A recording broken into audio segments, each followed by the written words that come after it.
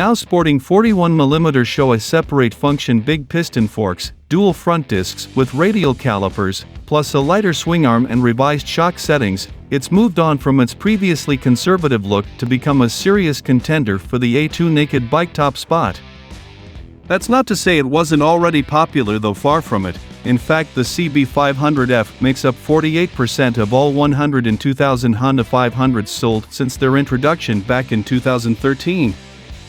And after a day in the saddle zigzagging along Scotland's iconic North Coast 500 on the latest incarnation, it's easy to see why. A gently set riding position, generous foot pegs, and a low seat height, combined with a rev-hungry 471 cubic centimeters parallel twin engine that won't rip your arms off, it's ideal for riders stepping up to their first big bike, or experienced pilots looking for another addition to the garage.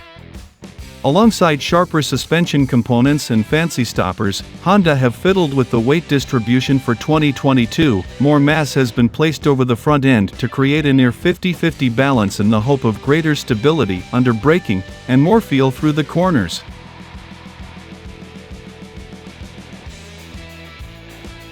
According to Honda's sales figures, 45% of all CB500F buyers are new riders looking for that first big bike thrill. This latest version looks to continue that trend, remaining an absolute doddle to ride in any scenario, regardless of your skill set.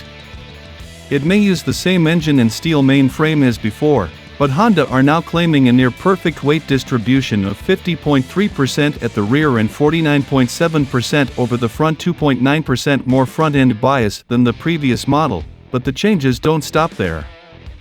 Golden non-adjustable 41mm Showa separate function big piston forks from the larger CB650 are replaced the conventional pre-load adjustable units in the previous bike, and there's an all-new 1 kg lighter swing arm at the rear end, said to offer a claimed 18% more lateral flex and torsional stiffness.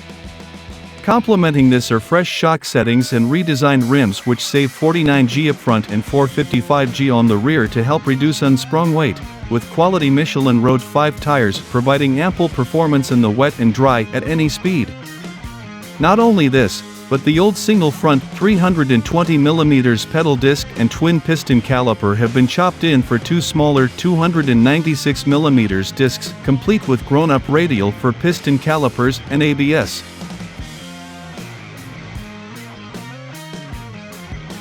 The 471 cubic centimeters parallel twin engine remains largely unchanged for 2022. After all, it was made Euro 5 compliant back in 2020 and already produced the maximum 47 brake horsepower allowed in the A2 license class. What Honda have done though is fiddle with the fuel injection settings to improve feel and character and install a slightly smaller radiator which shaves 96G off the total weight. A stressed member within the chassis, the almost vibe-free motor is a new rider's best friend, delivering a charming burble at low revs and gentle pops on the overrun. It's nicely fueled and the light gear change is crisp, with a slipper clutch lending a hand when coming back down the 6-speed box. The circa 47 brake horsepower output is more than enough to carry the CB500F to any road legal speed quickly, and it'll comfortably keep ahead of the traffic. It's also gentle around town with no low-speed jerkiness and a light clutch making maneuvers easy. Out on the open road it needs to be worked hard to get the best out of it, though, dancing on the shifter during overtakes and chasing the rev counter right into the red line for maximum thrills. It's at these higher speeds that you notice a slight vibration through the foot pegs, arriving at around 60 miles per hour on a constant throttle. It's a cause for minor irritation on regular rides, but could become a more pressing problem on long motorway trips. What's more, you also begin to lose the charming engine note at this pace, disappearing behind the wind noise and detracting from the riding engagement.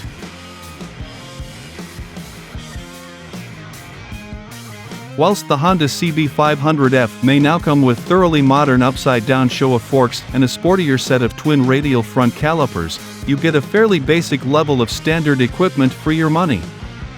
There are no optional riding modes, traction control, and the slim LCD dash is fairly underwhelming when compared to the mobile connectable TFTs now emerging on KTM's A2 compliant 390 range. The switchgear is also fairly mundane, but it's refreshingly simple compared to other modern machines, and the chunky buttons feel like they'll stand the test of time and plenty of year-round usage.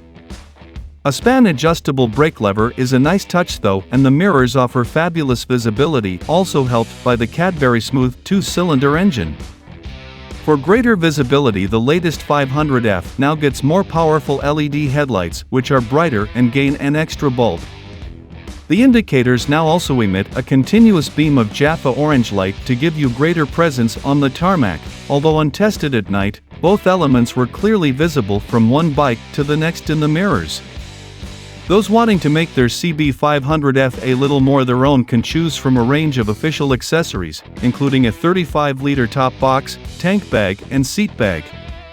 Our particular test bike had both the accessory screen and heated grips fitted, and both were excellent, shrouding the rider from even the heaviest wind blast and heating your palms to an almost uncomfortably warm level.